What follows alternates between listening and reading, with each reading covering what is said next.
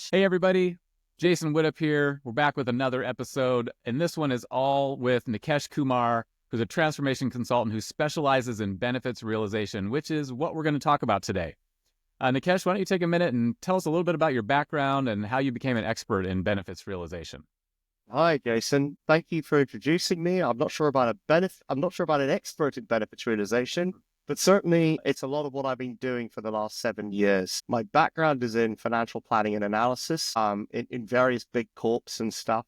But the last 7 years, I've been working a lot with private equity and especially their portfolio companies on delivering on their business case or their value cases. I have a whole bunch of projects, initiatives, programs, and it's making sure that those projects come around and actually deliver the value that the private equity houses or whoever running the company wants to deliver. And that's kind of what I've been doing for the last 7 years. Awesome. So, in your own words, let's just start with framing it. So, what is benefits realization and why is it so critical for organizations today? And also, you mentioned you're primarily focused on PE firms. Is it also broader than PE firms? Absolutely. I mean, a lot of what I've been doing the last 7 years, I've done it with private equity, but in reality, what I was doing prior in other organizations, large corps, even if I look at public sector, etc., they all talk about what's the value for what you're doing. Benefits realization, I think, is going to get even more important in the future. Why? There's so much going on with competition, globalization, technology. In my old days, when I was a young lad, people would talk about a transformation project, maybe one or two every couple of years. Now, pretty much every single company has a transformation project in everywhere. So there's so much transformation going on. And the problem you've got as organizations, you've probably got a limited resource, time, money, effort, capabilities, etc. So you need to make sure that the projects and investments you put in actually deliver the value that you hope you can get out of them. All right. And that's where benefits realization comes in. Because what we try to do is you take it all the way through from the beginning, i.e., hey, what's the value we're going to deliver with this project? All the way through to, hey, we're doing the project, we're implementing whatever it is we need to be doing. Are we still on track to deliver the value that was promised at the beginning? And then even after you've done the project and the project team is finished and the world is now back to whatever it used to be, are we still seeing the value that we expected? And if we're not seeing the value we're expecting, at any point in this cycle, how do I course correct? What do we need to do to get back on track? Yeah. Well, and that's kind of an interesting point because a lot of people think about a transformation project as there's a starting point and an ending point. And the ending point oftentimes is, hey, we're done with this last bit of maybe technology implementation or process change. But you say, it's not really done if it's finishes on time and on budget, unless its benefits are realized. And so how important is that piece? And how should people think about that? Yeah, the amount of times I've especially working with the technology guys, the CIOs, etc., and you go to a project and they talk about, yeah, we're implementing, a tool, we're implementing SAP or we're implementing Salesforce. But actually, that's not what people are investing all that money, time, and resource behind. What they want is we're implementing this capability to help us deliver these value levers.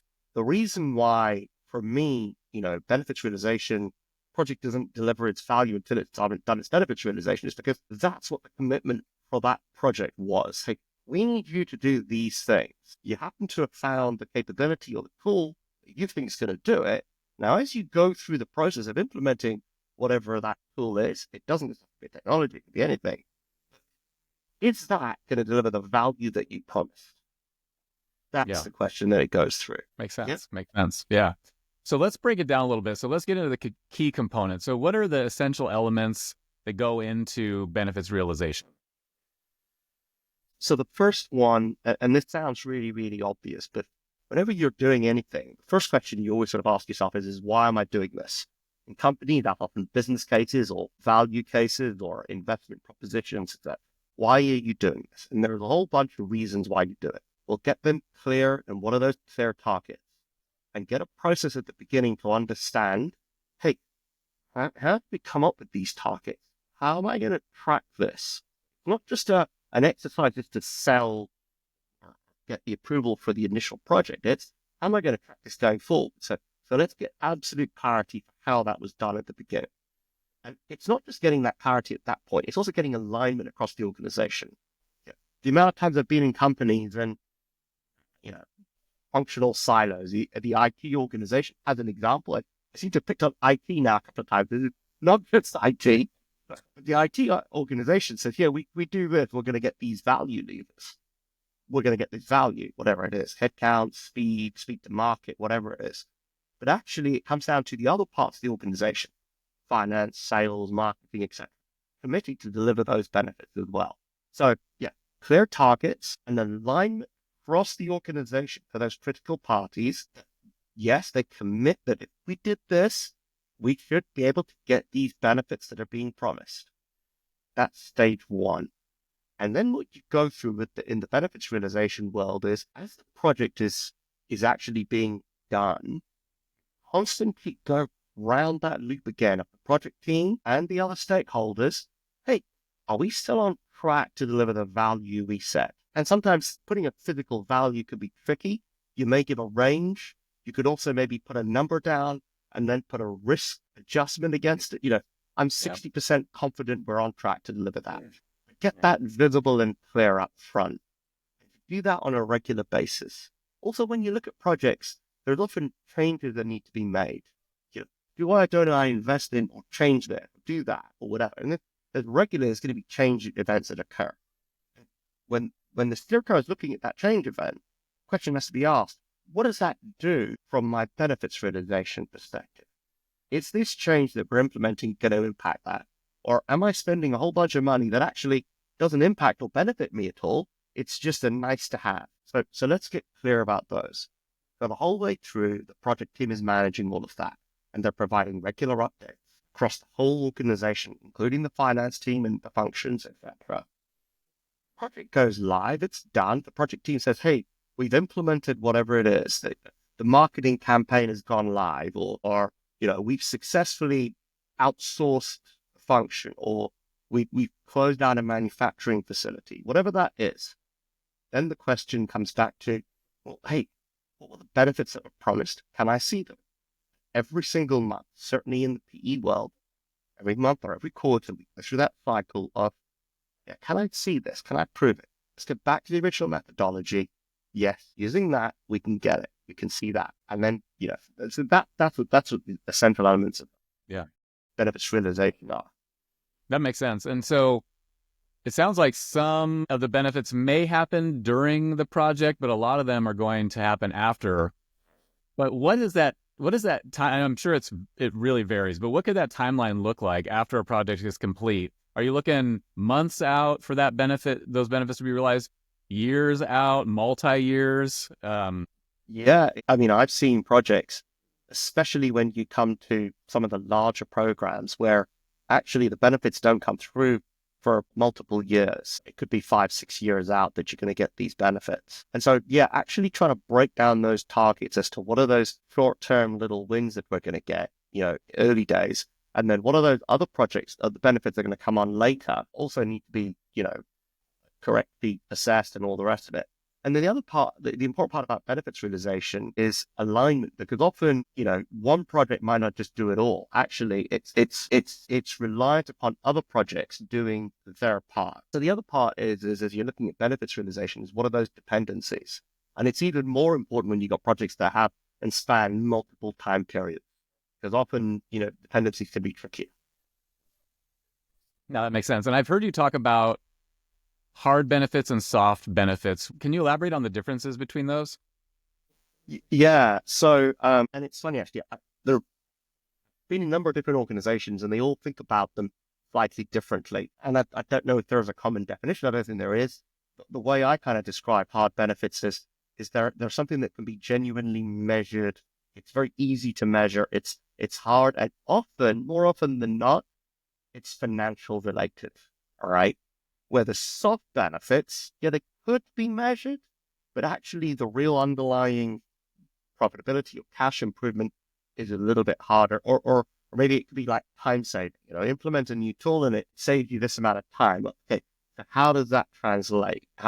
So that's what a soft benefit is. A lot of what I really focus on is the hard benefits. The soft benefits are really, really important. Don't get me wrong. Employee engagement, brand awareness, really, really critical, brand awareness, etc. Absolutely critical. But we try as much as possible to focus on measuring those hard benefits. Yeah. Yeah, that makes a lot of sense. Yeah. Kind of like primary KPIs and secondary KPIs a little bit. Yes, yeah, Yeah. that's another good way of explaining it. Yeah. Yeah, makes sense. Okay, so let's talk about like process. So what is there a process that organizations can take to identify and track benefits throughout the project lifestyle? Is there like a tried and true template, or how do you approach that? The way I've kind of seen it, and the way I kind of look at this is lots of organizations have different project capabilities or whatever their project tool set is. Companies use different whatever tools, but within that, it's asking the question every single time, what's the value that comes with each of these stages? Well, I mean, the first thing is normally projects have an initiation or a planning stage. And at that stage, benefits realization is very much about setting targets and getting them clear, whether hard or soft, figuring out the methodology for how those targets are calculated and how they're going to be tracked in the future, get that completely agreed and aligned. And then the other part is getting the approval of the organization. As I said, it's the functional teams, it's the project team, etc. up front in that initiation and planning stage. And then normally projects have a sort of an execution or post implementation phase, depending on what sort of project methodology they're using. But they've got to, hey, we're now doing what we need to be doing. And this is where, from a value realization perspective, you move into dating and getting, reaffirming that commitment on the targets. And it's, I normally see it on a monthly basis, sometimes can be done quarterly. You said you're going to do that at this point in terms of value. Are we still on track to deliver that value? And that, may seem like an easy thing to start the project team, but actually it's not necessarily the project team that needs to answer that. It can regularly be the functional teams that are actually charged with delivering that value. And so you end up sort of in this cycle of constantly going back and reaffirming that target.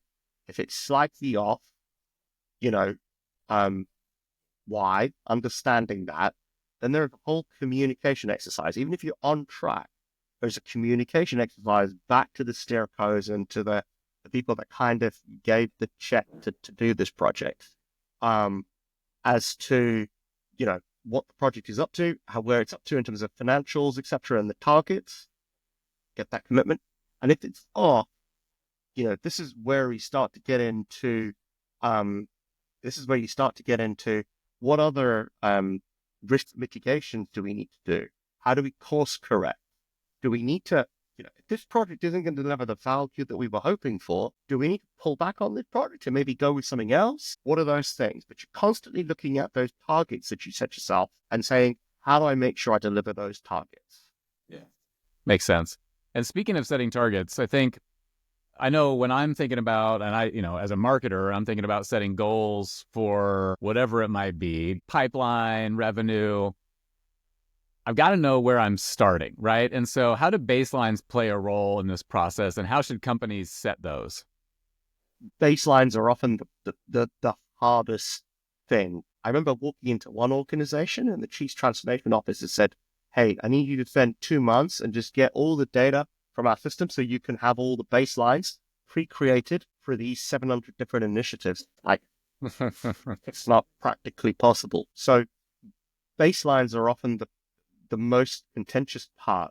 And it really is in that planning and initiation stage that the person sort of driving this initiative needs to be clear as to what his baseline is. And that needs to sort of go through that alignment across the organization. The simple one is what did we do last year? The other one is where is it today? Where are we at today? What percentage are we at? What's the money that we make on this? Right? That could be your base. It could be, actually, we're up here, but if we don't do anything, this is what's going to happen. And it's just getting alignment that this is the baseline. All right. And we're all clear on that. From private equity perspective, by the way, they never take forward looking. They would say, if this is where you're at, it's always straight. But anyway, it doesn't matter. And then, so that's how you kind of build a baseline. The other thing that's really interesting is I've seen a number of initiatives whereby actually the situation has changed. And actually, I'll give you an example. There was a commitment by a particular function that as a result of implementing something, they could reduce their headcount by 5. Okay, great. That was fine. What we didn't realize was another function was actually going to have to increase the headcount by 2 as a result. Okay, and it was only as we went through the project that we realized. Now, the original baseline was this function had 30 heads in it. All right. We said 5 should be 25 in the future. We had to reassess the baseline and say, actually, the baseline needs to be what was it for the other organization as well? We need to include those. And so we had to make changes to it.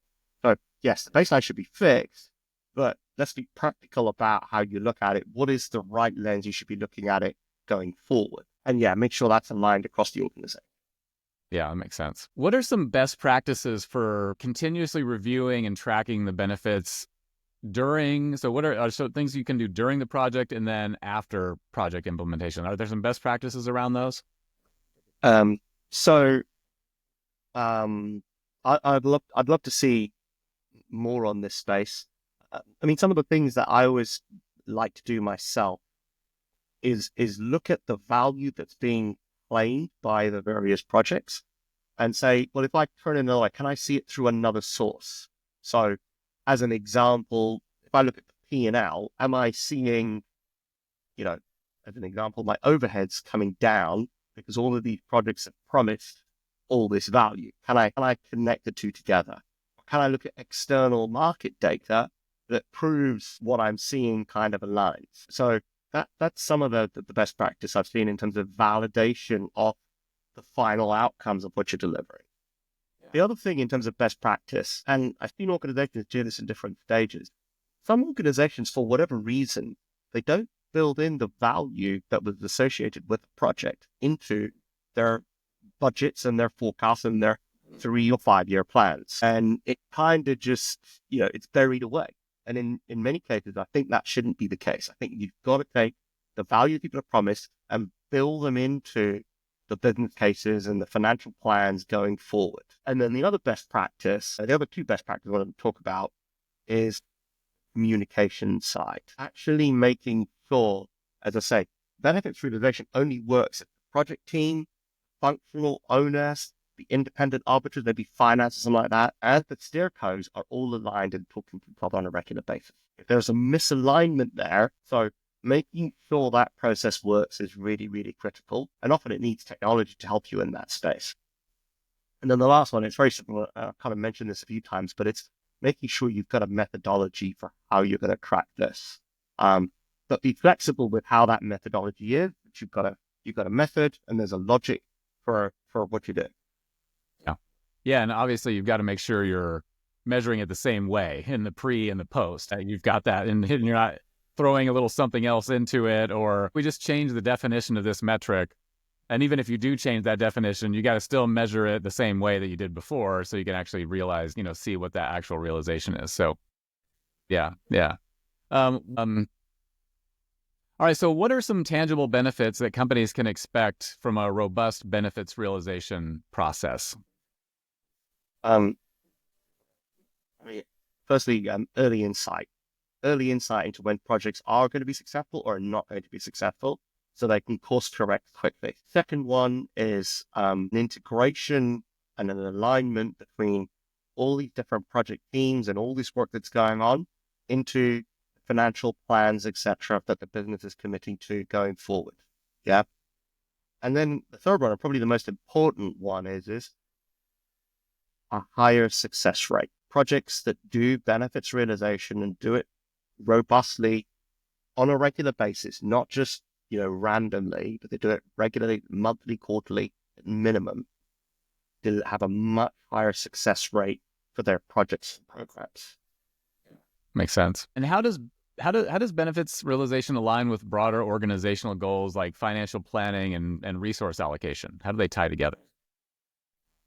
It's absolutely critical. So I mean, the whole financial planning process is obviously about where we want to spend money and what we want to do with it, etc.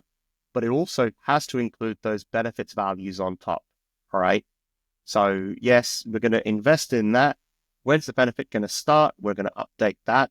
And even if you think about it, if the project team is now changing something, hey, sorry, the go live date is moved by 1 month. Well, that means the benefits have also moved by a month. That needs to be reflected in the whole financial planning process. Especially if you've got companies that are low on cash, etc. Getting that alignment is really, really important. Then the other thing, and I've certainly done this a few times, is when we look at strategic planning processes, depending on what tool sets you have, when you're doing benefits realization, you can have projects at different stages in their life cycle. Some of them could be just ideas, very early phases. Maybe they're in the project phase. They've got a value associated. Those values may have benefits associated in a couple of years' time. Those values can then be thought about and overlaid or discussed when you're doing 3-year, 5-year strategic planning processes. Yeah, yeah, makes sense. And so I'm assuming these don't always just go incredibly smoothly. So why do you think, and companies are investing a lot of money into transformation projects like this, but so why do you think a lot of companies struggle to deliver on promised value of some of these large transformation projects? I mean, take away the obvious one of external factors, etc. Let's just ignore that. Let's just talk about the internal stuff. I think there can often be a misalignment across the organization as to what that benefits are. The amount of times I go in and someone's implementing, and I'm coming back to the IT world, they're implementing a tool, okay, but the sales guys do not actually know what that benefit for that tool is, right? They kind of get, we're going to have to do this change, but they don't. So I think that alignment, is often not absolutely clear. Okay. The other thing is, and I hate to say this, but project teams often want to sort of finish their project and be successful. They were done, it's time, it's cost, and we've done the benefits, but actually, they can't score their own work, right? So it's really, really important that it's looked at wider than that. Then the other part in terms of why companies often fail is the benefit was never real in the first place. People have promised things that are never actually tangibly there, or they're so soft that in reality, all that's happened is you've ended up having to do something else, And then the other one, and there's quite a few in the sort of engineering space where I've seen this, where the scope change. We started off and it was very clear at the beginning, and then suddenly the projects have suddenly got scope creep, and we've ended up doing multiple different things. Makes sense. Yeah. All right. So for companies that are new to this kind of practice process, where should they start? I don't actually think, Jason, companies are new to this. I think benefits realization is something that people have done ever since, I don't know when. I think the only difference is now, I think there's a lot more because of the pace of transformation, that it's becoming a little bit more formalized, and people are thinking about doing this as more of a routine, as a structure. And as I say, there are technologies, etc., that help you formalize this. Yeah. Yeah. What are some of those tools or processes or frameworks that you'd recommend that can help simplify this process? Not necessarily the specific names of tools, but like, is there like a type of tool, a type of framework? Is there a place to go where people can learn about this? Yeah. So, I mean, I think the biggest thing I've always seen, and I think it is the best practice, is actually integrate benefits realization into your project management tools. You get these lovely Gantt charts and you have all these little steps as to what you're going to do, and people are updating it and all the rest of it. Well, benefits in there. Put your benefits realization as front and center in there, so it becomes part of that routine. Okay. When you're thinking about the business case at the beginning, and you're going to be, whoever's promising all these benefits, well, at that point, think about how are you going to track those benefits? Get that commitment at the beginning. When the guy who's come up with the thought process for what they want to do is there, get that down, get that tracking process done at the beginning. And then, then there's the whole alignment of the organization. And believe it or not, it's funny how many times you hear people say, yeah, that person is aligned with something. But actually, there is nothing like actually getting them to go into a tool and click on approve. And so it's funny the amount of times I've gone in and put in a benefits realization tool and people have said, yeah, yeah, he's aligned. And then I send them it and I like, here's what it says. Oh, no, I'm not so sure. Yeah. And so there's a debate. All right. So actually having something that's formalized that creates that conversation, alignment, is really, really important. And then the last part is, and it is just the standard project management capability of that regular cadence. It's the project teams, it's the steer codes, it's how you set your organization up to make your successful delivery. Yeah, makes sense. Cool. I think we've got time for a couple more here. If you had to share 3 practical steps that companies could take today to improve their benefits realization practices, what would those be? So the first one is, you know, agree the benefits as part of the business case at the beginning, okay, and how you're going to track them and get that formally signed off across all the parties and get them all ready. We're all committing behind this. Um, the next thing, and I see this with project teams, is make benefits realization one of the first things that project teams talk about. So as opposed to just, I'm implementing this or we're doing that, it's, hey, the actual reason for doing this is this, and have that conversation regularly and upfront. Yeah. And then the last thing is just stay on top of it. It's amazing how many times people actually lose sight of why they are implementing something or why they're doing something. It's lost in the ether because there's so many other things going on. So it's really important that organizations stay on top of benefits realization. Makes sense. Yeah. And do you see this practice evolving over the next 5 to 10 years? And if so, what do you think what do you think that evolution looks like? I just think that with the rapid change, and I especially point to technology, it's going to become even more important, that companies really, really become, really look at benefits realization and implement it as a core part of their business processes. Um, and because they've only got limited capital, technology is changing so much and the market's changing so much that they've got to be justifying these investments that they make. And if you don't have the high success rate that you expect, it could be a real tough 5 to 10 years. Yeah, makes sense. Great. Well, to wrap up, is there like one valuable lesson, like this just a huge valuable lesson you've learned in your career about ensuring projects deliver this kind of like meaningful value? Yeah. And I'm going to go back to when I was in these big corporate, and that is actually focusing on the target. All right. It's absolutely critical that project teams, business functions, etc., absolutely clear and focused on the target that they're looking to deliver. Yeah. Awesome.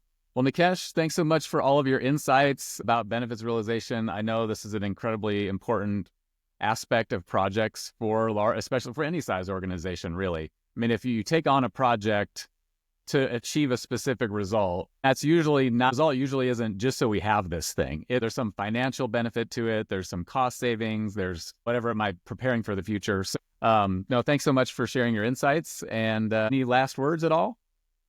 No, just thank you very much. It's been great to chat. As I say, I love benefits realization. To me, that's why projects and stuff exist. It's to deliver those benefits. So I'd love to hear more about what companies are doing. Awesome. All right. Well, Nickesh, thanks so much. And yeah, I'll talk to you later. Thank you. Thank you.